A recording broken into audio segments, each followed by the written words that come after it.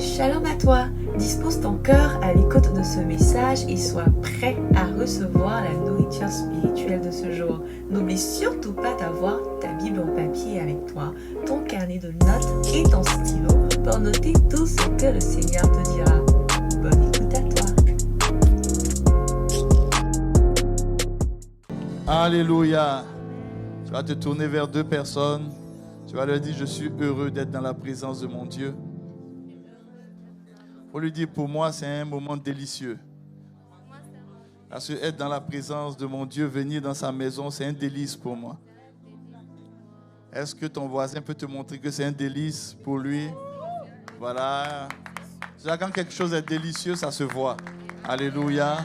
Alors tu le regardes, tu lui dis, regarde-moi bien. Tu ne vois pas comment c'est délicieux d'être dans la maison de Dieu. Alléluia. Et puis tu lui dis, un jour dans tes parvis, vaut mieux 1000 ailleurs. Alléluia. On peut acclamer encore Jésus. Papa, merci pour les Lévites. Merci pour ce que tu as fait en ce jour. Tu nous as convoqués dans ta présence, dans ta maison. Nous sommes heureux. Je veux vous saluer. Je suis tellement content de tous vous voir. Alléluia. On peut s'asseoir confortablement dans la présence de notre Dieu. Alléluia. Gloire à Jésus. J'aime trop les couleurs. Ça vous va tellement bien, les couleurs jaune rose. J'allais me mettre aussi en jaune. Vous voyez, on allait être tous en jaune. Alléluia. Ça fait du bien. Amen. En tout cas, je suis revenu en feu. Alléluia. Un Soukhot de feu. Un Soukhot extraordinaire. Alléluia. On vient vraiment de loin. Quand on voyait tous ces participants de Soukhot, on se souvenu, hein, fils, pas, tu te souviens, on a nos premiers Soukhot, il n'y avait pas beaucoup de monde, c'était assez spécial, mais là, c'était plus de 8000, presque 10 000 personnes, il y avait du monde, il y avait des assoiffés de Jésus. C'est là vous voyez vraiment que la maison va se donner un message de vie en train de grandir, alléluia, et nous voulons rendre grâce à Dieu. Ce dimanche-là, je vais faire un spécial Soukhot. Ce dimanche, un spécial Soukhot. On sera dans l'atmosphère de Soukhot. Je vais prier pour toi. Alléluia. On a reçu le mandat d'être envoyé. Moi aussi, je vais prier pour toi. Pour que toi aussi, tu puisses partir. Alléluia. Donc, ça va être spécial Soukhot ce dimanche-là. Prédication Soukhot. Prière Soukhot. Alléluia. Et je vais mettre les bases aujourd'hui. Amen. Je vais mettre les bases aujourd'hui. Ce que je vais t'expliquer aujourd'hui, la première chose que je t'avais expliqué que le dragon rouge dévorait, c'était le sabbat. Le sabbat. Et je bénis le Seigneur. Le dimanche dernier, j'étais à Paris. Alléluia. Je pense que vous avez pu suivre. Ça leur a fait beaucoup de bien. Là-bas aussi. Ça leur a fait énormément de bien. Ce sont des vérités que le Seigneur veut qu'on puisse intégrer. Aujourd'hui, on cherche beaucoup de révélations. Mais il y a des choses simples que le Seigneur veut qu'on puisse intégrer, qu'on puisse suivre. Alléluia. Déjà, le fait d'être dans la maison de Dieu, dans la présence de Dieu, ça doit être un hôtel pour chacun de nous. Un hôtel précieux. Amen. Un hôtel précieux. Dieu ne nous demande pas beaucoup. Mais, vous savez, quand tu aimes quelqu'un, l'amour, ça ne se dit pas seulement dans la bouche. L'amour, ça se démontre. Ça se démontre. Et Dieu veut que l'amour soit démontré. C'est comme ça que Dieu fonctionne. Comme ça que Dieu fonctionne. Et quand le Seigneur a commencé à nous ouvrir les yeux sur tout ça, depuis le début de l'année, alléluia, depuis le début de l'année, c'est des choses, le Seigneur dit de revenir là-dessus. Revenir là-dessus, ce sont des hôtels. Ce sont des hôtels.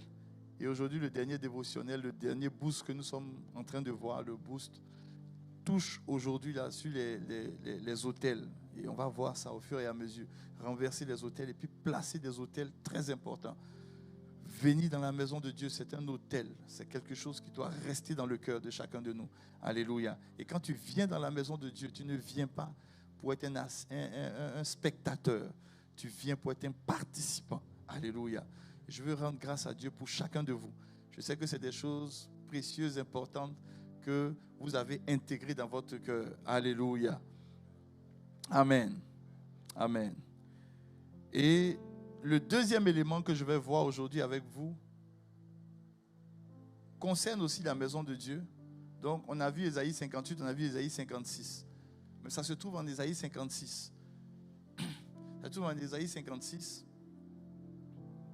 Et c'est aussi un autre autel que le dragon rouge attaque. Et je me suis rendu compte que c'est un autel, on ne fait pas attention. Mais beaucoup de personnes ont été touchées par ce dragon rouge là, concernant le deuxième autel dont on va parler. C'est un autel qui est très spécifique. Quand on prend Ésaïe 56 et qu'on lit à partir du verset 3, du verset 6, Ésaïe 56, verset 6 à 7. Ésaïe 56 nous parle du sabbat. Et je vous ai expliqué dans Ésaïe 56, lorsqu'il parle du sabbat, non ma fille, pour moi ça va. Mets ça plutôt sur vous. Voilà, moi ça va. On peut aller. Je veux que ce soit vous qui soyez à l'aise. Voilà, c'est important. Alléluia. Donc, tu vois, il faut mettre ça pour que tout le monde. Voilà. Ésaïe 56, verset 6. Je veux que tu sois très attentif. Très attentif.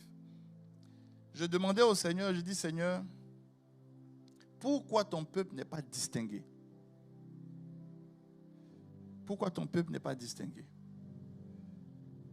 Et les choses que nous sommes en train de voir, c'est des choses si simples. Mais c'est des choses, quand tu persévères dedans, je dis bien persévérer. J'insiste là-dessus. Il faut persévérer. La Bible est formelle. La Bible dit que ceux qui vont garder le sabbat, persévérer dans ces choses-là.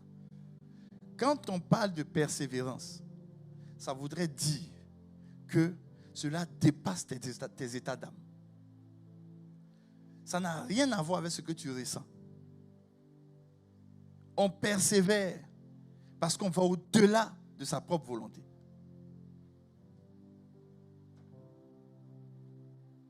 On persévère. Est-ce que vous savez que aller au travail chaque matin, c'est une persévérance? Est-ce que vous le savez? C'est une persévérance. Parce qu'il y a des moments où tu n'as pas envie d'aller au travail. Mais tu te lèves quand même, tu t'en vas au travail. C'est tellement facile. Les gens disent, oui, bon, c'est souvent. Bon, j'ai allé doucement à cause de... Je vais trop vite? Tu es en train de traduire en même temps en anglais. Ça va? D'accord. Je vais aller doucement. Aller au travail, c'est la persévérance. Souvent, on dit non, tu vas au travail parce que tu vas avoir un salaire. Mais est-ce que vous savez que ce qui motive un homme, les hommes, là, c'est pour ça que celui qui cherche l'argent va être toujours malheureux. Parce que Dieu n'a pas fait l'homme pour courir après l'argent. Donc, tu as l'impression que tu aimes l'argent, mais en fait, ce n'est pas l'argent que tu aimes. Ce n'est pas l'argent. Mais à un moment donné, quels que soient les millions qu'on peut te donner, il y a des moments où tu te lèves, tu n'as pas envie d'aller au travail. Tu n'as pas envie d'aller au travail. Mais je vais vous donner le petit secret qui permet à quelqu'un d'aller au travail même quand il n'a pas envie. Vous savez c'est quoi? Quand il sait que là où il va, il est aimé. Quand tu sais qu'on t'aime, on n'a même pas besoin de te réveiller pour que tu ailles. Tu sais que tu vas aller voir tes amis, tu vas aller voir des personnes qui t'aiment. Tu cours, tu t'en vas au travail. C'est pour ça qu'aujourd'hui, beaucoup de personnes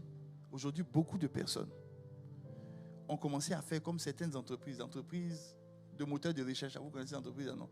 Moteurs de recherche, ça commence par G, ça se termine par E. Voilà. Tout le monde est en train de faire comme eux pour créer un environnement où tout le monde va se ressentir bien. Ça fait que les gens courent et puis ils vont au travail. C'est comme ça. Qu'est-ce qui va faire que nous allons monter? C'est parce qu'on va placer des hôtels spécifiques dans nos vies. Ce sont ces hôtels-là qui vont parler pour nous. Et en Ésaïe 56, il s'agit de persévérer pour garder le sabbat. Mais il y a un passage, dans ce passage d'Ésaïe 56, il y a quelque chose qui me surprend. Parce que quand le Seigneur finit de parler du sabbat, ce qui suit est un peu surprenant. C'est ça que je vais lire avec vous. Et c'est ça que je vais voir avec vous, le deuxième autel que le dragon rouge attaque dans la vie des enfants de Dieu.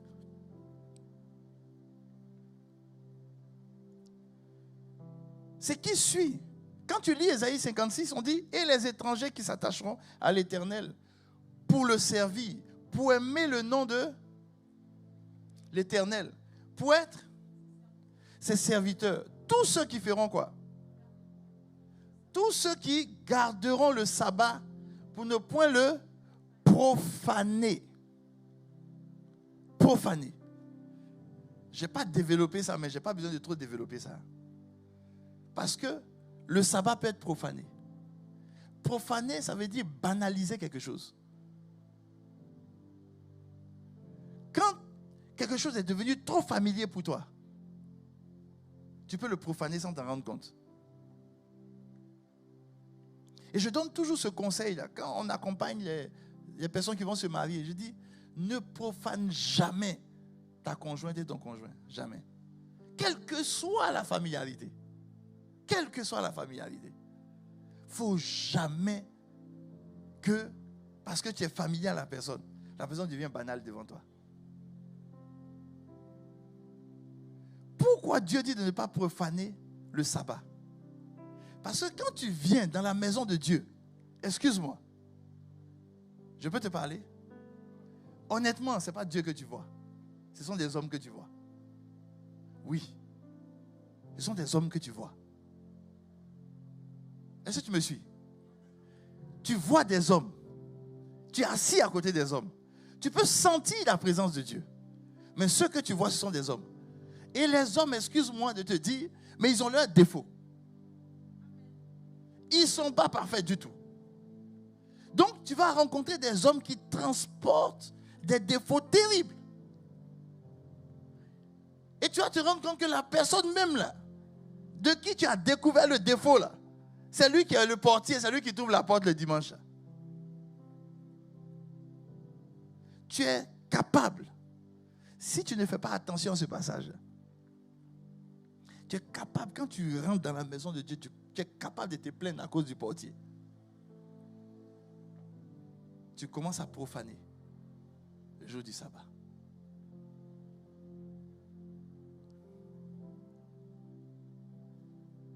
Mais je ne suis pas venu pour m'étendre sur profaner là. Ça là, je vais t'expliquer ça un jour plus tard, bien. Mais je sais que déjà tout ce que tu as compris, c'est déjà essentiel. Je vais te donner, vous savez, quand j'étais en train de parler de ce message, le Seigneur m'a dit, il faut leur dire. Et je vais vous dire ça. Je te donne, on est dans quel mois aujourd'hui? On est en juillet, non? Août, fin juillet. Août, septembre, octobre, novembre, décembre. Ça fait combien de mois? Ça fait combien de mois? Ça fait combien de mois? Il faut dire ça bien, s'il te plaît. Très bien. Regarde ton voisin, il faut lui dire. C'est un jour délicieux pour toi. Il faut lui demander, est-ce qu'aujourd'hui, c'est un jour délicieux pour toi? Est-ce que tu aimes être là? Mais est-ce qu'on doit te demander pardon pour que tu dises, réponds? Regarde ton voisin, il faut lui dire, ça fait combien de mois? Combien de mois? Non, là, tu ne dis pas ça bien. Combien de mois? Okay. Regarde ton voisin, il faut lui dire, le pasteur dit. Si tu honores et tu ne profanes pas le sabbat, en 5 mois, là, si tu n'as pas de témoignage, viens me voir. Tu n'as pas de témoignage là. Tu n'as même pas besoin de prendre rendez-vous. Hein. Je te dis ça. Tu n'as pas besoin de prendre rendez-vous. Tu viens. Tu dis à mes fils qui sont autour de moi. Mes filles, tu dis, je suis venu voir le pasteur. 5 mois est passé. J'ai honoré le sabbat. Je n'ai pas vu Dieu. Je suis venu le voir. Je viens le voir. Une chose si simple. Pourquoi l'ennemi attaque une chose si simple? Tu ne t'es jamais posé la question. Et pourquoi Dieu dit, il faut garder ça. Et puis il faut persévérer dedans. Parce que tout viendra t'empêcher de persévérer. mais persévère. Maintenant, on est au verset 6. Allons au verset 7. Quand au verset 6, il finit de dire ça, allons au verset 7. Regardez ce qu'il dit. Et qui persévéreront dans quoi? Dans mon alliance. Ça, c'est le 6, on termine. Maintenant, regardez le verset 7. Est-ce que vous pouvez lire avec moi? Ensemble, lisons ensemble. Je l'ai. Où ça? Et je ferai quoi? Où ça? Arrête-toi là. Arrête-toi là. C'est étrange. Dieu dit persévère dans mon sabbat. Maintenant, Dieu dit, quand on a lu Ésaïe 58, souviens-toi bien, Ésaïe 58, verset 14, où l'Éternel dit, je vais te prendre et je vais te mettre dans les hauteurs du pays. C'est pas vrai? Et il dit, c'est la bouche de l'Éternel qui a parlé. N'est-ce pas? 58. Il dit, il va te mettre dans les hauteurs du pays quand tu persévères dans quoi? Le sabbat, non? Maintenant, regardez ce qu'il dit au verset 56. Au lieu de parler de la hauteur du pays, il parle de quoi? Il parle de quoi? Il parle de quoi? Comme si sa montagne sainte était la hauteur du pays. Je veux que tu me suives bien. Au verset 58, au chapitre 58, il dit, si tu persévères dans le sabbat, je vais te mettre sur les hauteurs du pays. C'est ce que Dieu dit. Oui ou non? N'est-ce pas? Quand il dit je vais te mettre, ça veut dire quoi? Reviens, ça veut dire quoi? Ça veut dire que je vais te prendre et puis je vais t'emmener où ça? Dans les hauteurs du pays. C'est lui-même qui a dit qu'il va faire ça. Chapitre 58, il dit, si tu persévères dans le sabbat, il dit plus, je vais t'emmener dans les hauteurs du pays. Non. Il dit, je vais t'emmener où ça? Où ça? Où ça? Où ça? Où ça? Je vais t'emmener où ça? Il dit, je vais te prendre comme ça. Et puis je vais t'emmener sur ma montagne sainte. Comme si sa montagne sainte est le symbole des hauteurs du pays.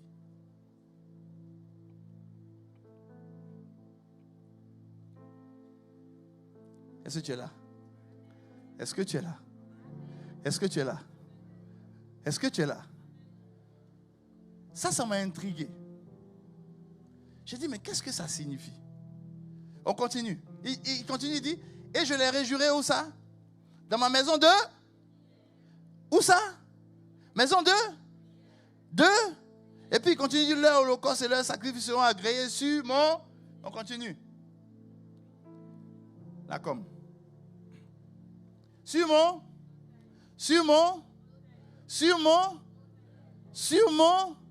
Dans l'autel est où ça? Sur la montagne.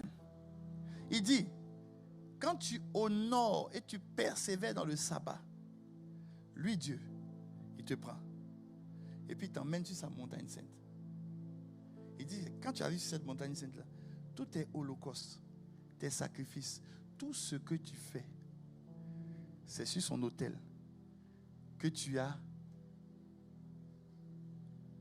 quoi? L'exaucement. Amen. Sur mon bien encore. Sur mon bien. Maintenant il dit, car ma maison sera appelée une maison de prière. Voilà. Regarde ton voisin maintenant. Il faut lui dire, Dieu nous emmène sur les hauteurs.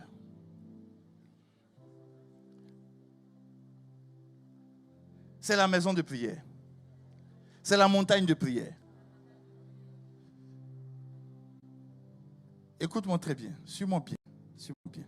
Sois calme et puis suis-moi. Je vais me mettre en haut ici pour que tu me suives bien.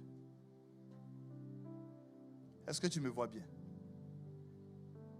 Tu me vois bien? Sois très attentif. Regarde-moi. Sois attentif. Parce que ce qu'on va voir aujourd'hui, c'est plus que nécessaire pour toi. Je vais aller tout doucement. Ésaïe 58. Dieu fait une promesse. Il dit, alors, je vais te prendre et puis je vais te mettre sur les hauteurs du pays. Et il dit, quand il va te mettre sur les hauteurs du pays, il va te donner l'héritage de Jacob, qui est la domination sur les nations. Il va te mettre sur les hauteurs du pays parce que tu vas persévérer dans son sabbat. Et il dit, la bouche de l'Éternel a parlé. Donc quand tu persévères dans son sabbat, tu t'attends à ce que Dieu a dit s'accomplisse. Tu es d'accord avec moi? Très bien. Mais pour que ça s'accomplisse, tu persévères dans le sabbat, mais il y a quelque chose qui est associé au sabbat. C'est que quand tu commences à persévérer dans le sabbat, Dieu te prend. Et puis il dit, mon fils, ma fille, viens, montons ensemble sur ma montagne. Ça veut dire que la montagne où Dieu t'emmène, c'est la montagne qui détermine ton élévation. Et tu me suis? Suis-moi bien, suis-moi bien, suis-moi bien. Très bien. Là, on est en Ésaïe, dans l'Ancien Testament.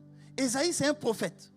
Ésaïe a prophétisé que le sabbat est attaché à une montagne.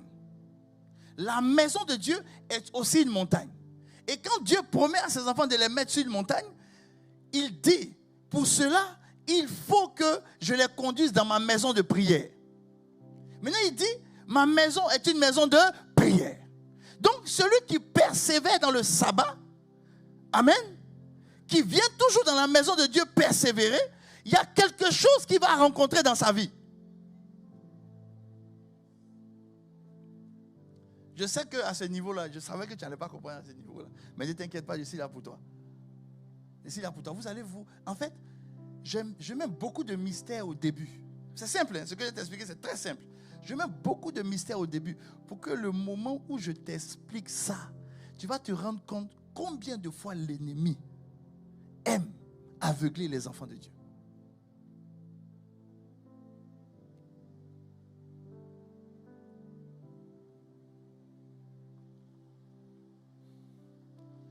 Jésus vient sur terre, son ministère terrestre. Il est dans le désert.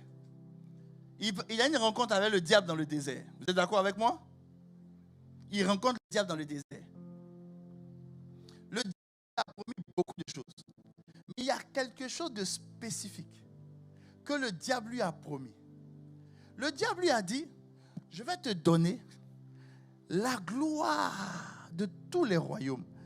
Je vais te mettre dans les hauteurs du pays. C'est pas ce que le diable a dit. Mais il a demandé à Jésus de faire une chose. Ah, tu n'as pas bien dit. Tu n'as pas bien dit. Dis à ton voisin. Dis à ton voisin. Il faut lui dire se prosterner, ça veut dire prier. Dis à ton voisin. Il faut lui dire se prosterner, ça veut dire prier. En d'autres termes, quand le diable attaquait Jésus, il était en train de nous révéler quelque chose de particulier. Il est en train de nous révéler que si tu veux monter, il faut te mettre à genoux.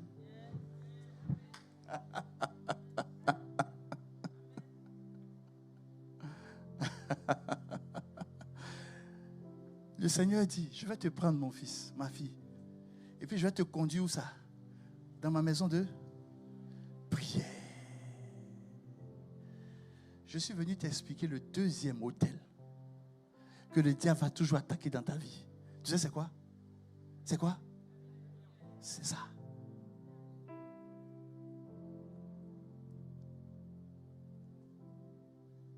Ta vie de prière.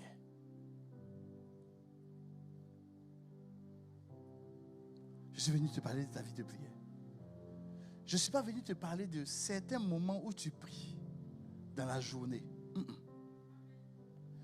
Je suis venu te dire que il ne peut pas avoir d'élévation si tu n'es pas constamment dans la prière.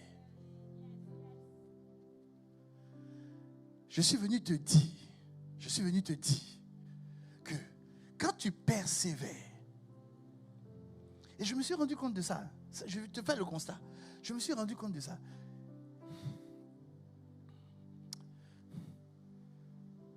Dans la maison de Dieu, c'est vrai, on prêche la parole de Dieu, on enseigne, c'est très bien, mais c'est d'abord une maison de prière.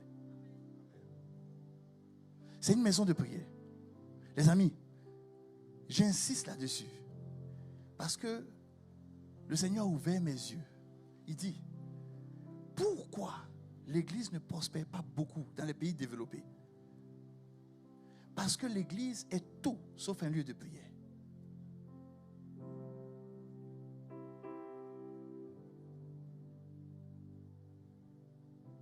Je peux vous faire venir tous les jours en prier ici. Je peux te faire venir tous les jours en prier. Pourquoi tu ne parles pas bien? Pourquoi tu ne parles pas bien? Regarde ton voisin, il faut lui dire, le pasteur a posé une question.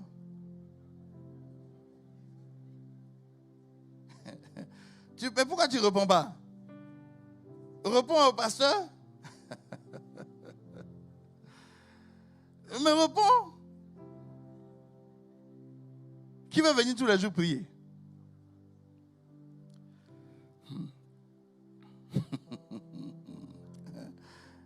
Tout le monde veut venir prier. Alléluia. Alléluia. Alléluia. Alléluia. Amen. Alors je veux qu'on prenne ensemble un passage.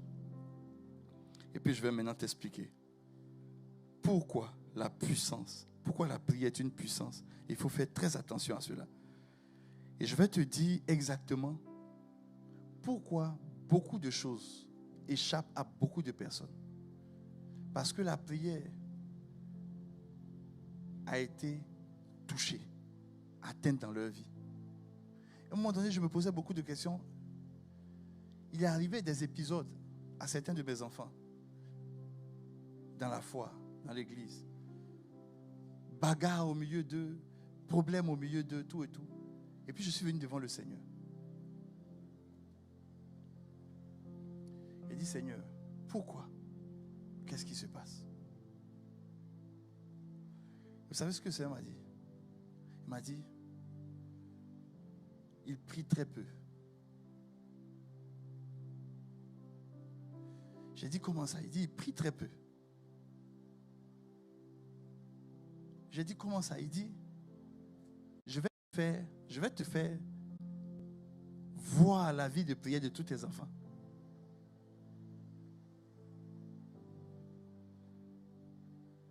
C'est-à-dire que depuis un moment là, c'est étrange ce qui m'arrive. J'ai testé ça à Paris. C'est étrange ce qui m'arrive. C'est que quand je vois quelqu'un comme ça, tu vois, le Saint-Esprit me donne un nombre. Oui, sur 100%. Oui, depuis un moment, je peux te regarder comme ça, puis je vois 5. Il dit il y a 5% de vie de prière. Oui. J'ai vu quelqu'un. Oui. Mais je vous assure. Oui. Je te dis. Moi-même, je me suis regardé dans le miroir. J'ai vu pour moi aussi. Oui. Je te dis oui.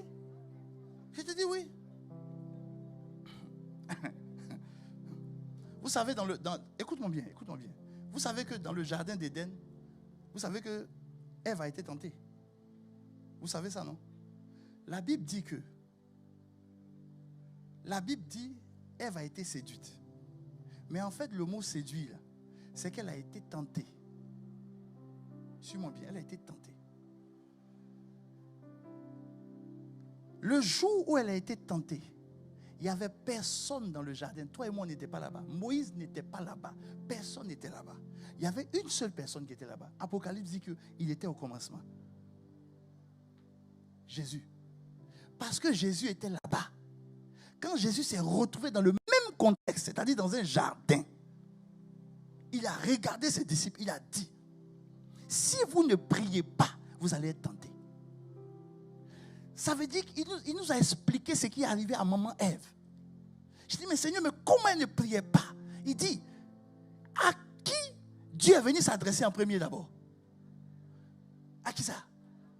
Oh, parler avec quelqu'un, ça veut dire qu'ils sont en prière.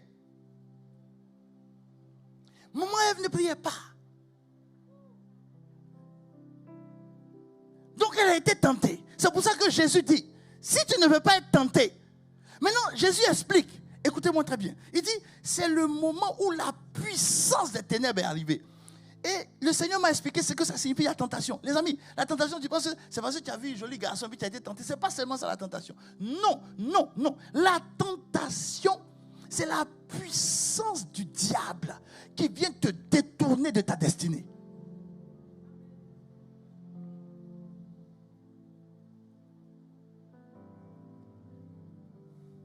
Il dit, les gens ne prient pas.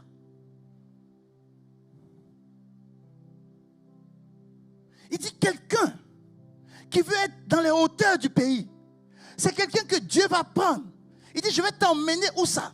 Dans ma maison de prière. Il dit, mon église est une maison de prière. Aujourd'hui, dans l'église, on court après des révélations. On court après beaucoup de choses. Le Seigneur m'a dit, tous ceux dans la maison ici, qui veulent faire quelque chose, il faut les mettre en prière.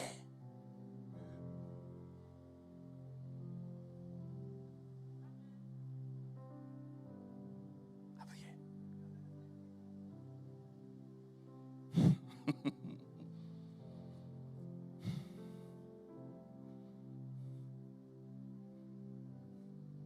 Jésus avait la coutume de la maison de Dieu. Mais est-ce que vous savez que Jésus aussi avait la coutume de la prière? Oui. Attends. Luc 22, verset 39. Là, comme mettez-moi ça, vous allez voir. Il dit, le Seigneur m'a dit, il dit, la prière. Aujourd'hui, la vie de prière des gens est conditionnée selon leurs problèmes. On a une vie de prière parce qu'on a des problèmes.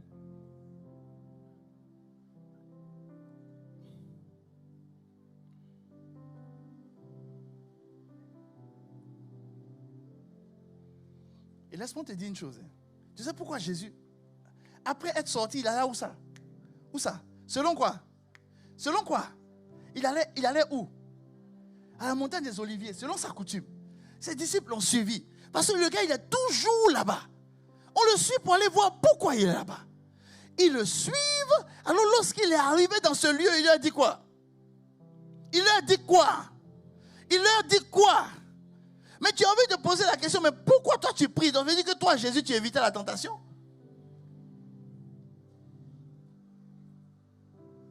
Qui peut tenter Jésus? Pourtant, il était toujours en prière. Pourquoi il était en prière? Les amis, écoutez-moi bien. Je vous en supplie. Écoutez-moi bien. Si vous ne m'écoutez pas, il y a des choses que vous allez vivre. Ne dites pas que Pasteur Joseph ne vous a pas dit. Écoutez-moi bien. Le monde dans lequel on est, c'est un monde de ténèbres. Si tu n'as pas une vie de prière,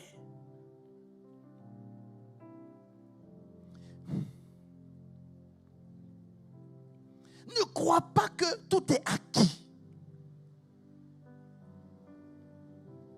Jésus, en venant sur terre, il savait sa destinée. Mais il a quand même prié. Les amis, pourquoi il a prié? Parce que la prière te permet de monter sur une montagne. Or, quand tu montes sur une montagne, il y a des événements que tu peux éviter.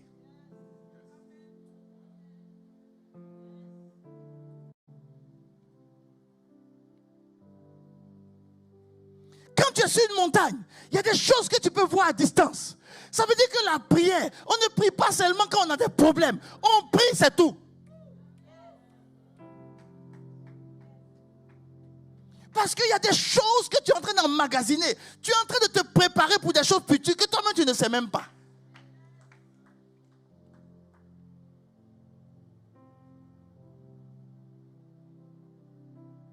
Jésus priait. Il priait.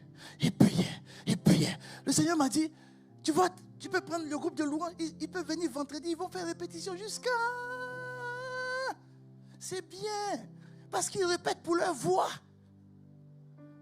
Mais il y a quelque chose qu'ils doivent aussi faire jusqu'à... Ils doivent s'attraper, puis prier, prier, prier, prier, prier, prier, prier.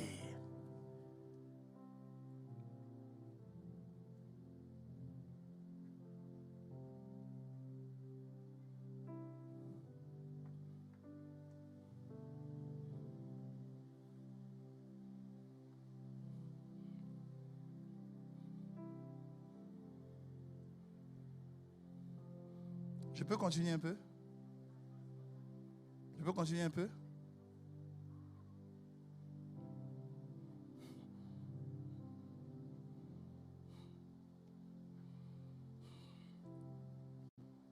Tu me permets de continuer encore un peu?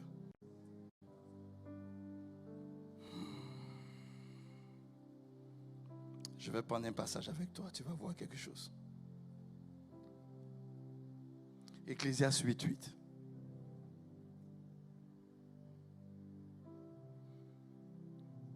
La prière est attaquée. Nos églises ne prient plus. Nos églises ne prient plus. Les amis, écoutez-moi bien. Si je fais veiller, et puis le thème de la veillée, là, je mets nuit où on prie uniquement. Mais on ne prie pas pour nos sujets. On prie, tout simplement. Il ne va pas avoir beaucoup de personnes. Il ne va pas avoir beaucoup de personnes. Pourtant, la Bible dit que la maison de Dieu doit être une maison de prière. Ça veut dire que normalement, on doit vous motiver, vous tous, à aimer la prière. Ouais, à aimer la prière. Sans la prière, tu ne peux pas persévérer dans le monde où on est. La prière va briser le découragement. La prière va anticiper des choses dans ta vie. La prière.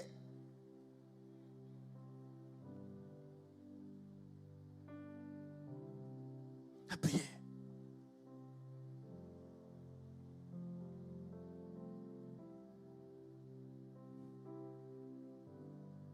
La prière. La prière. La prière. On cherche Dieu. On cherche Dieu. On cherche Dieu. On cherche Dieu. On cherche Dieu. On cherche Dieu. On cherche Dieu. On est dans sa présence. On le cherche. On le cherche. On le cherche. On le cherche. Tu es attaqué hier, mais tu cherches encore Dieu aujourd'hui. Tu es attaqué demain, mais tu le cherches. On te bombarde dans tes rêves, mais tu es là, tu es toujours en train de prier. Tu pries, tu pries, tu pries, tu pries, tu pries, tu pries. Oui, parce que Dieu t'a pris et vous êtes sur la montagne de prière.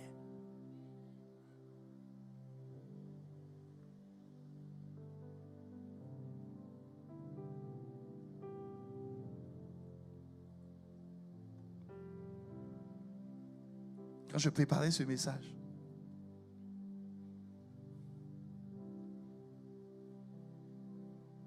il y a beaucoup de nos cousins, quand les gens vont dans leur endroit, on les travaille sur la prière. Le gars, il ne sait même pas ce qu'il dit. Mais il peut s'asseoir quand il se lève, il se baisse, il lève, il se baisse. Pendant moins 3 heures, il prie dans une langue qu'il ne comprend pas.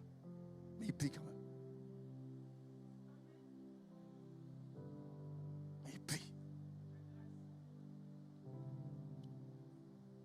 On ne peut pas changer la donne si on ne prie pas. Tu es un serviteur de Dieu, tu es une servante de Dieu. Le travail où tu es, on te fatigue là-bas. Mais honnêtement, quand je regarde ta vie de prière, tu ne pries pas. C'est une chose de réciter les promesses de Dieu. Mais les amis, pour que la destinée de Jésus s'accomplisse, la Bible dit qu'il a su. Il a prié, il a prié, il a prié, il a prié. C'est pour ça que le dimanche, on est dans Sukkot. Sukkot est terminé, ce n'est pas un événement et puis c'est fini. En fait, chaque fois qu'on a Pâques, Pentecôte, tout ça, c'est des événements. Oh, alléluia, hey, Jésus est merveilleux. On reçoit ça, on ferme nos calepins, puis c'est fini. Le Seigneur dit, tout se fixe dans la prière. Ça se fixe dans la prière. C'est-à-dire que quand on est là, on rentre dans la maison comme ça. Ah, papa, papa, il y a Bachoto. On prie, on prie, on prie et on prie. On dit, mon frère, tu pries pourquoi? Il ne sait pas, mais il prie. On dit, mais tu n'as pas de sujet? Non, il n'y a pas de sujet, mais il prie.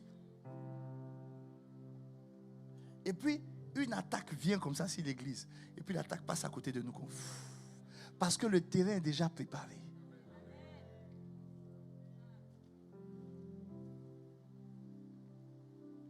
Ecclésiaste, prenez Ecclésiaste.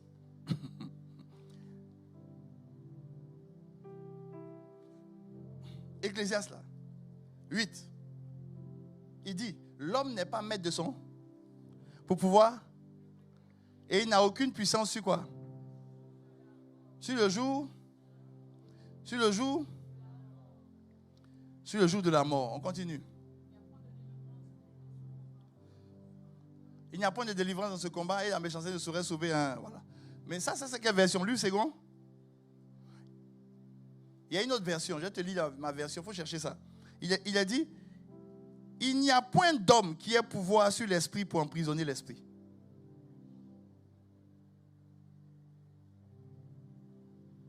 pour emprisonner l'esprit. Cherchez cette version-là. Sinon, si vous n'avez pas, mettez-moi ma version que j'ai mise dans ce que je vous ai apporté. Si vous n'avez pas cette version, ce n'est pas grave. Mais je veux attirer votre attention sur quelque chose. Parce que dans la version, il est dit pour emprisonner l'esprit. L'homme n'est pas maître de son sou pour pouvoir le retenir. Il n'a aucune puissance sur le jour de la mort. Non. Il n'y a point d'homme qui ait pouvoir sur l'esprit pour emprisonner l'esprit. Maintenant, pourquoi la Bible parle d'emprisonner l'esprit? Pourquoi la Bible parle d'emprisonner l'esprit? Dieu ne peut pas dire quelque chose si ça n'existe pas. Il ne peut pas dire quelque chose si ça n'existe pas. Le temps que vous retrouviez ça, ce n'est pas grave. Mettez 1 Pierre 3, versets 18 à 19. Et puis je vais vous expliquer quelque chose.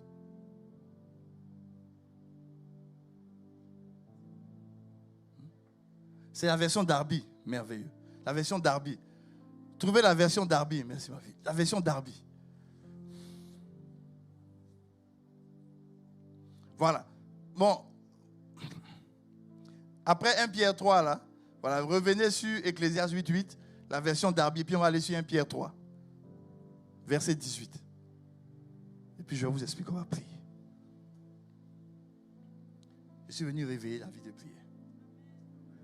Je suis venu te dire que tu dois prier. Je suis venu te dire que la prière, ce n'est pas un luxe.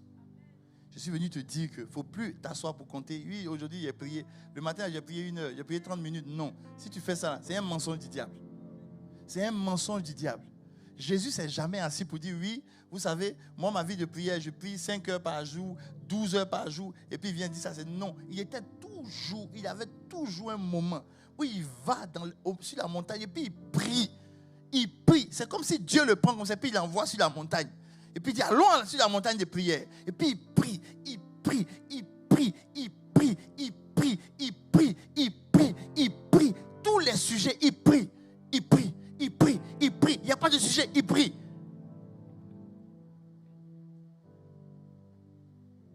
Et quand le Seigneur a commencé à me montrer, quand je regarde quelqu'un, puis je vois le chiffre comme ça, il dit, j'ai ouvert un peu tes yeux dessus. Bon, quand je vous regarde, comment vous commencez à sourire? Moi, j'ai venu vers mes filles ici. Hein? Quand je vous regarde, quand je vois en même temps. Et le Seigneur me dit, il dit, imagine, toi tu vois. Je te montre. Imagine, c'est mon enfant. Elle est dans une entreprise. Tu vois, elle vient à l'église. Elle aime le Seigneur. Mais elle n'a pas de vie de prière. Et les gens de l'entreprise qui ont des yeux ouverts voient qu'elle n'a pas de vie de prière. Mais ils vont te bombarder.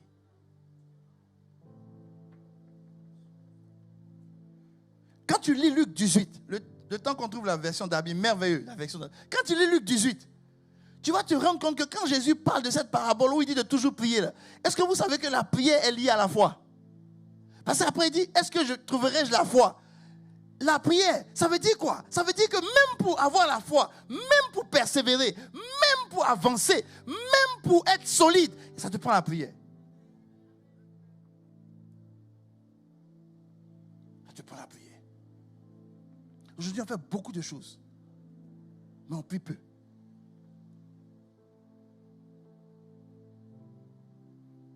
Il dit, je fais un séminaire, venez, je vais vous expliquer comment on fait pour reconnaître sa destinée. Le séminaire est rempli. Séminaire, venez, on va prier. Séminaire vide. Pourtant, c'est la prière qui nous fait monter. Satan dit à Jésus, je vais te donner la puissance de ces royaumes, la gloire, si tu te...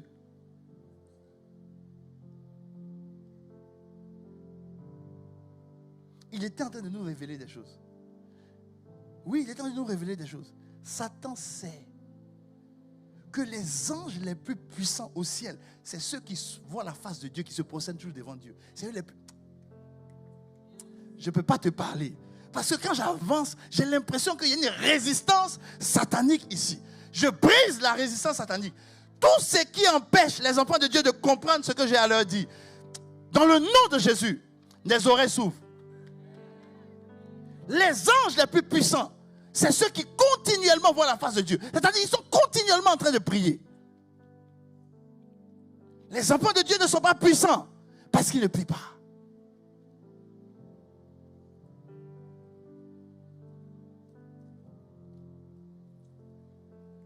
Pourquoi te plains-tu de ta maison? Tu pries tous les jours pour ta maison?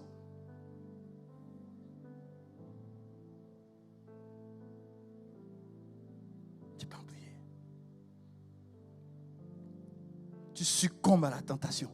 La tentation de t'énerver, tu t'énerves. La tentation de mal parler, tu parles mal. La tentation de passer à côté, tu passes à côté. Pourquoi? Parce que tu ne pries pas.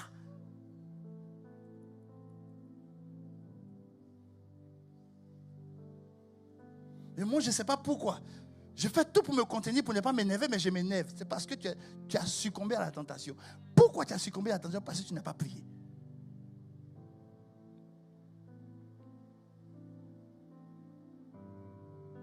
Pourquoi le ministère de l'apôtre Paul était puissant? Il était tout le temps en prière. Tout le temps en prière. Tout le temps en prière. Tu viens t'asseoir lui pour lui parler de quelqu'un et dire viens, on va prier ensemble. Jésus, est-ce que vous savez que Jésus, pour qu'on soit toujours en prière, vous savez ce que Jésus nous a dit? Il dit, si quelqu'un t'énerve, il faut prier pour lui. C'est une manière de dire, au lieu de parler de lui, viens, on va s'asseoir, on va prier. C'est-à-dire qu'il était en train de nous dire qu'on doit prier en tout. J'ai dit, mais Seigneur, mais comment le ministère de l'apôtre Paul était puissant en prière? Il dit, tu veux que je te montre? Regarde lui-même ce qu'il dit. Il dit, j'ai fait tel nombre de temps en bateau. J'étais en bateau. J'étais sur les routes. Il dit, pendant tout ce temps, il faisait quoi selon toi? Il fait, les amis, il fait 4 mois sur bateau. Il ne voit que l'eau. Selon toi, il fait quoi? Il fait quoi?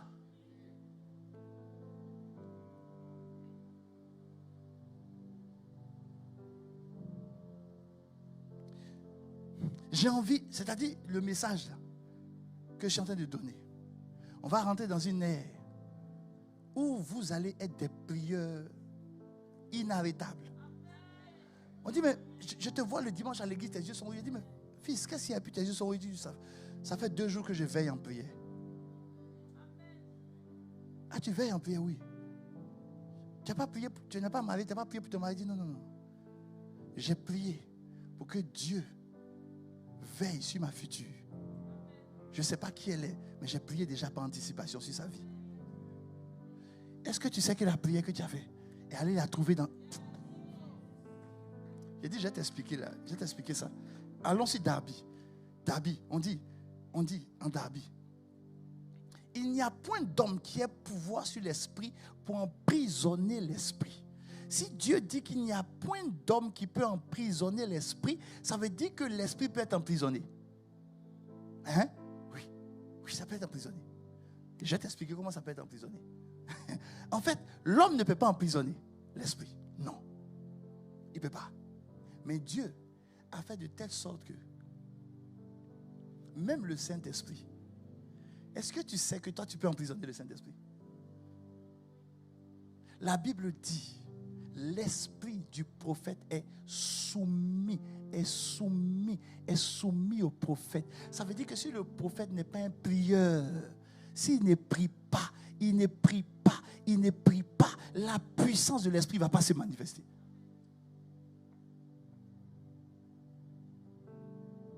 En 1 Pierre, allons sur 1 Pierre. 1 Pierre, la Bible dit que Jésus est venu pour libérer les esprits emprisonnés.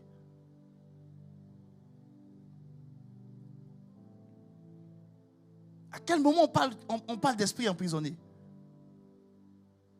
L'esprit, ce sont les dons que tu as. C'est tout ce que tu dois faire. Les amis, s'il n'y a pas la prière, rien ne va se passer. Je suis venu te dire que le diable attaque ta vie de prière. Si aujourd'hui, les choses ont faibli dans ta vie, c'est parce que tu ne pries plus.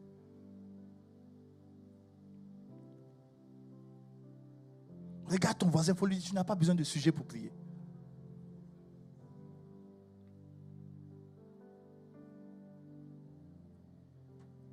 Regarde ton voisin, tu n'as pas besoin de sujet pour prier.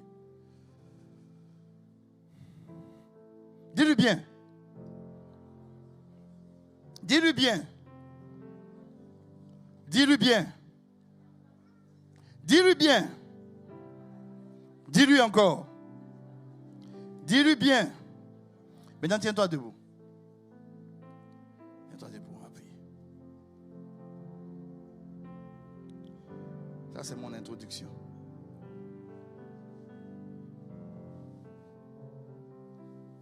On a établi l'autel de la maison de Dieu. Aujourd'hui, pourquoi beaucoup sont ballottés à gauche, à droite? C'est la prière. C'est la prière. Est-ce que tu es capable aujourd'hui, quand tu vas sortir d'ici, de prendre ton téléphone, tu dis, ma soeur, mon frère, depuis 2 semaines, quand on s'appelle, on cause seulement. Est-ce qu'on peut s'appeler pour faire 1 heure au téléphone de prière?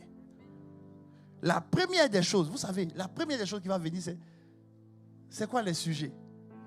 Il n'y a pas de sujet. On n'est qu'à prier seulement. Pourquoi on prie? Parce qu'on aime Dieu. Parce que nous-mêmes, là, on est le fruit de la prière. Prions. Prions. Prions. Et puis on est là maintenant, on prie. Si on n'a rien à se dire dans l'intelligence, parlons en langue. Prions, soupirons, soupirons en langue. Je te dis, prions, commençons à prier. Prions en langue, prions en langue. Prie, prie, prie. Tu sais, c'est quelque chose, au début, ça te semblait un peu bizarre. Parce que tu n'es pas trop habitué à ça. Tu vois? Mais tu es en train de rentrer. L'Esprit de Dieu est en train de te disposer. Il est en train de te donner ça maintenant. C'est-à-dire, tu peux t'attaquer, ma fille, mon fils. On n'est qu'à t'attaquer, aller-retour. Tu te lèves le matin, on t'attaque. Demain matin, on t'attaque, c'est pas grave. Jésus était, tous les jours, on l'attaquait. Mais ça ne l'empêchait pas tous les jours de prier. Rien ne doit arrêter ta vie de prière, même pas les attaques nocturnes. Rien. Il dit, Seigneur, il dit, il y a beaucoup de cafouillages dans mon église parce que les gens ne prient pas. Beaucoup de personnes ne retrouvent pas leur destinée parce qu'ils ne prient pas. La Bible dit que l'esprit est bien disposé, mais la chair est faible. L'esprit disposé, ça veut dire quoi? Ça veut dire que l'esprit saura où te guider. Mais dans la prière, la Bible dit que quand Jésus allait se baptiser, il priait, le ciel s'est ouvert.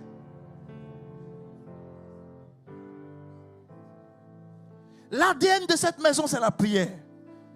Notre père spirituel a enseigné longtemps sur la prière. Les amis, s'il n'y a pas de prière, l'ennemi va s'amuser avec l'église. Cette maison est d'abord une maison de prière. Ce n'est pas une maison d'activité, c'est d'abord une maison de prière.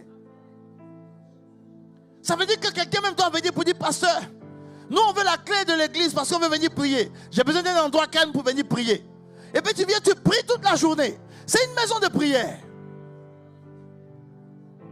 Ta maison chez toi doit être une maison de prière. Tu es en train de cuisiner.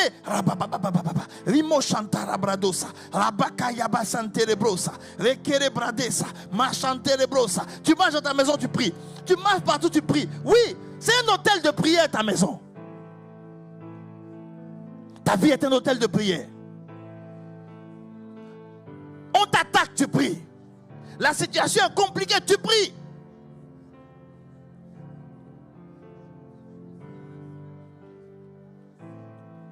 Prie, prie, prie, prie, prie, prie, prie, prie, prie. Aujourd'hui, le Seigneur restaure ta vie de prière. Il restaure ta vie de prière.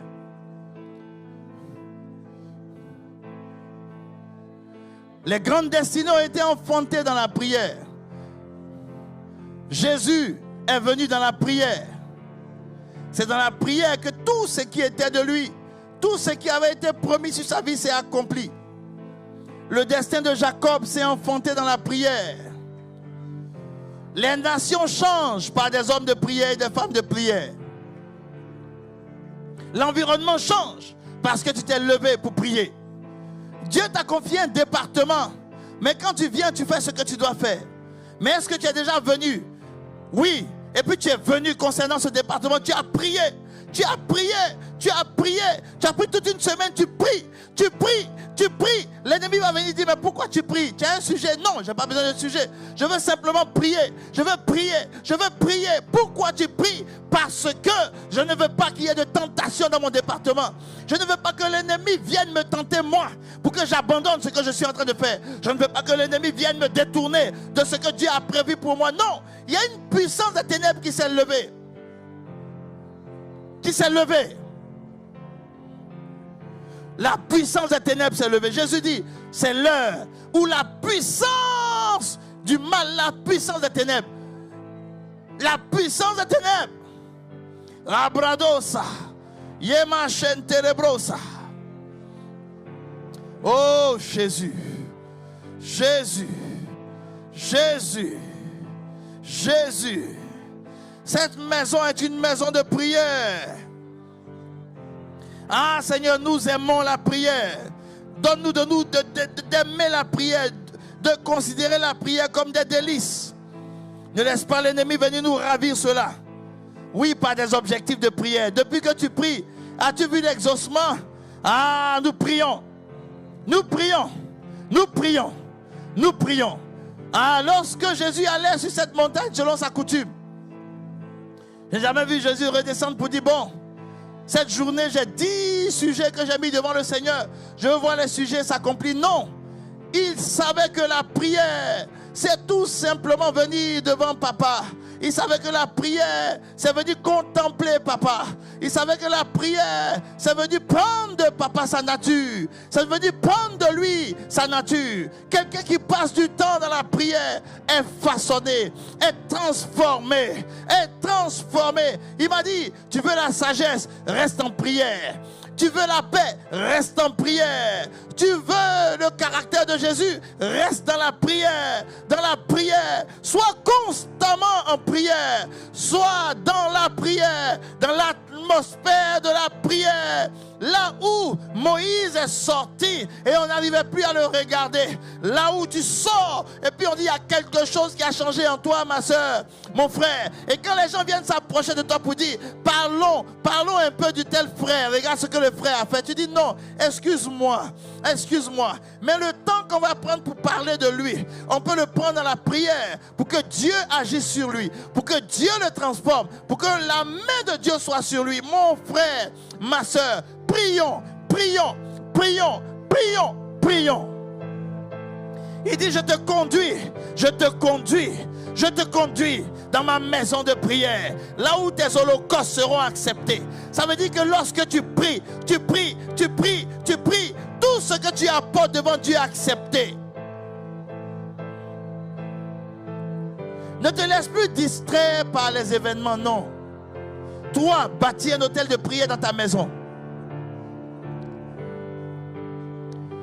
Quand il y a un événement qui veut venir te perturber, monte sur la montagne de l'Éternel. Tu dis, papa, allons ensemble sur ta montagne. Allons ensemble sur ta montagne. Oui, allons ensemble sur ta montagne. Allons ensemble sur ta montagne. Dieu t'a confié un ministère. Bien-aimé, le ministère, il va prendre si tu pries. Il ne va pas prendre si tu ne pries pas. Tu peux être qualifié. Tu peux avoir les compétences. Mais si tu n'as pas une vie de prière, si tu ne pries pas, ce qui devait briller va s'éteindre dans tes mains. Jésus est venu. Mon ami, il avait toute la puissance. Il est né du Saint-Esprit. Il n'avait jamais péché dans la chair. Aucun homme n'a résisté comme lui. Sa chair n'était pas corrompue, mais il était toujours en prière, constamment en prière, toujours en prière, constamment en prière, constamment en prière.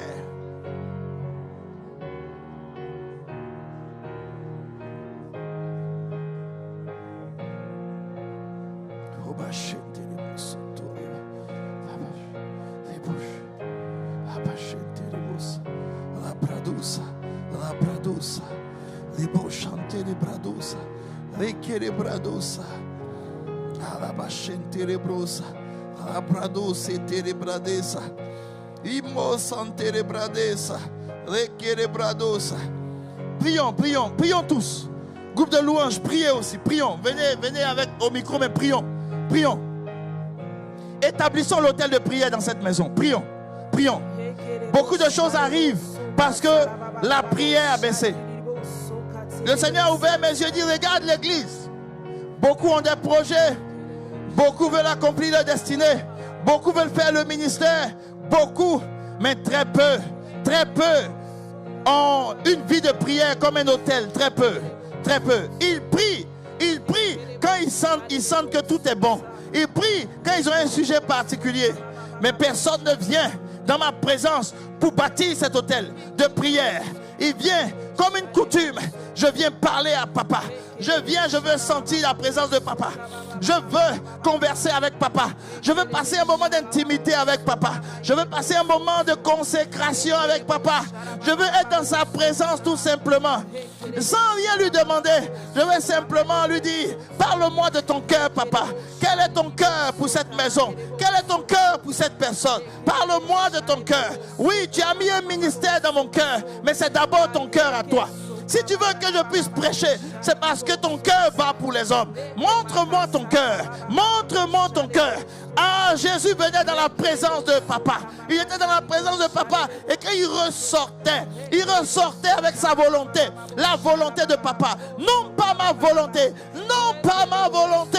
Non pas ma volonté. Mais ta volonté. Oui, il avait bâti un hôtel de prière.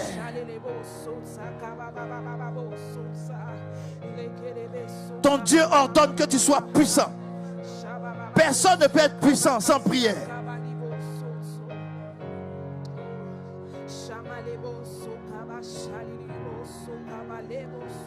À partir d'aujourd'hui, ta vie de prière se relève. Se relève. Tu passes la journée chez toi à la maison, tu es en prière. Tu pries, tu pries, tu pries, tu pries, tu pries, tu pries, tu pries, tu pries, tu pries, tu pries, tu pries, tu pries, tu pries, tu pries, tu pries, tu pries, tu pries, tu pries, tu pries, tu pries. Ah, laisse-moi te dire ceci.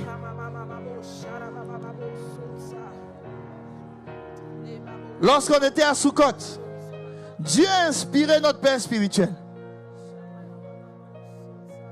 Dieu l'a inspiré. Mais il a fait ça pendant 1 jour et demi, 2 jours.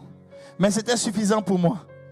Pour comprendre ce que Dieu avait mis dans le cœur de notre Père spirituel pour nous. Il a parlé du ministère des anges. Il dit les anges montent et descendent. Mais là où on a vu, et là où un homme a vu les anges monter, et ça a été pour l'église quelque chose de particulier, c'était Jacob. Jacob s'est retrouvé dans le désert. Il a pris un oreiller, une pierre.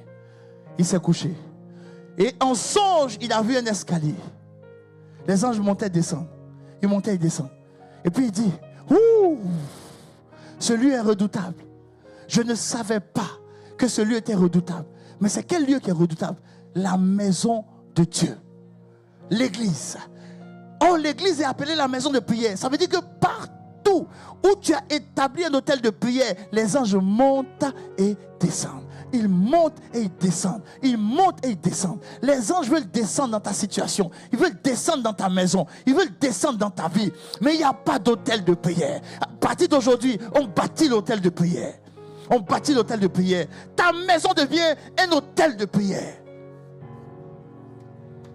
Oui, bâtis l'hôtel de prière. Bâtis l'hôtel de prière. Papa m'expliquait ceci, il a ouvert mes yeux. Il dit, plusieurs choses te sont arrivées, toi et ta maison.